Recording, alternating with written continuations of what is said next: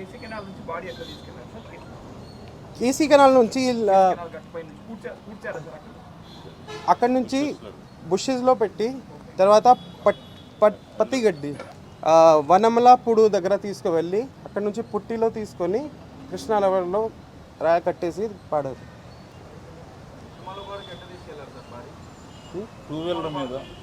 two wheeler మీద మధ్యలో పెట్టి దీంట్లో టూ వీలర్ మీద